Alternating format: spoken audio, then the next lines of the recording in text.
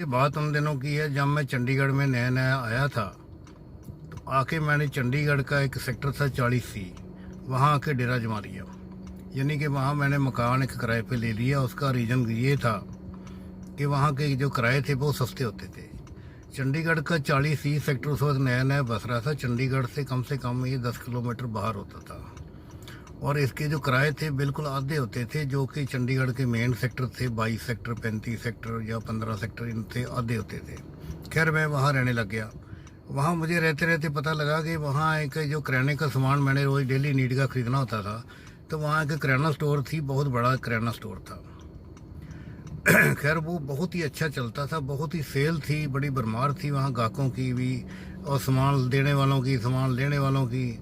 और जो बड़े बड़े वहाँ ट्रक आते थे कैंपा कोला के, और जो कोल्ड ड्रिंक के, और ट्रक को रिसीव करने के लिए उन्होंने एक आदमी की अलग की ड्यूटी एक परिवार के मेंबर की लगा रखी थी, जो कि गिन के सामान लेना सप्लायर से और गिन के वापस करना। ऐसे ऐसे काफ़ी बड़ी दुकान थी। खैर मैं भी वहाँ जाता था अपना छोटा मोटा सामान लेने के लिए। तो मेरी जो उसके दुकान के जो मालिक थे और वो आर्मी के रिटायर्ड एक सूबेदार थे। तो मेरी उनके साथ भी थोड़ी दोस्ती हो गई। तो एक दिन मैंने उनको हौसला करके पूछ ही लिया। मैंने कहा जी आप तो सूबेदार साहब, रिटायर्ड सूबेदार हो आर्मी के, और आपने ये किराना स्टोर इतना अच्छा चला लिया, इसका ये कैसे हो गया।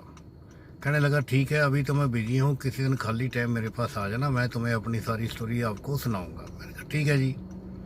खैर जी 2-3 दिन बाद मैं फिर वहाँ चला गया। फिर मैंने कहा जी अपना प्रश्न मैंने फिर दोबारा दोहराया। मैंने कहा जी मुझे बताओ कि आपने कह रहे थे कि मुझे आप अपनी कहानी बताने वाले हो कि रिटायर्ड सूबेदार होते हुए इतना अच्छा किराना स्टोर कैसे चला लिया। वो कहता हाँ मैं बताता हूँ। कहता जब मैं आर्मी में था, रिटायर होने से पहले मैंने सोच रखा था कि मैं कोई बिजनेस करूँगा।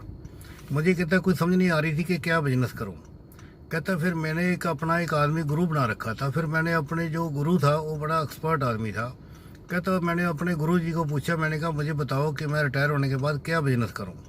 कहता उसने मुझे बताया कि तुम किराना स्टोर खोल सकते हो, किराना शॉप खोल लेना। कहता लेकिन इसमें दोनों काम हैं, इसमें लाखों रुपए की कमाई भी हो जाएगी महीनों की। अगर आपका काम किराना स्टोर अच्छा नहीं चला तो आपकी जो जमा पूंजी है वो भी ख़त्म हो जाएगी। कहता मैंने कहा गुरुजी ऐसा काम बताओ ना कि मेरे को लाखों रुपए की इनकम हो, मैं अपनी जमा पूंजी नहीं ख़त्म करनी चाहता। वो कहने लगा हाँ वो भी मैं बताता हूँ कि तुमने किराना शॉप ऐसी जगह पे खोलना है जहाँ की नई आबादी होती है। तो मैंने कहा ठीक है। कहता जहाँ नई आबादी हो, नई कॉलोनी बस रही हो, नया शहर बस रहा हो, वहाँ जाके अपनी किराना शॉप खोलो, वहाँ बहुत चलेगी। क्योंकि वहाँ नई नई आबादी होती है, नए नए लोगों के पास पैसे होते हैं और लोग जो है उधार भी नहीं करते, और जो आपका तुम्हारी दुकान का कंपटीशन भी नहीं होगा। तुम अपना व्यवहार ठीक रखना, क्वालिटी ठीक रखना, तो बहुत अच्छा चलेगा। कहता मैंने कहा ठीक है जी। कहता फिर मैं रिटायर होने के बाद चंडीगढ़ आ गया। चंडीगढ़ आके फिर मैं कहता अपनी मोटरसाइकिल लेके सारा दिन इधर उधर शहर में घूमता रहता था। कहता एक्चुअली मैं चंडीगढ़ शहर में ही सेटल होना चाहता था, क्योंकि चंडीगढ़ शहर जो है मुझे बड़ा अच्छा सुंदर लगा सारे शहरों से। कहता क्योंकि मैं आर्मी में सारे इंडिया के शहर घूमे हैं, लेकिन चंडीगढ़ शहर जैसा सुंदर शहर कोई नहीं है।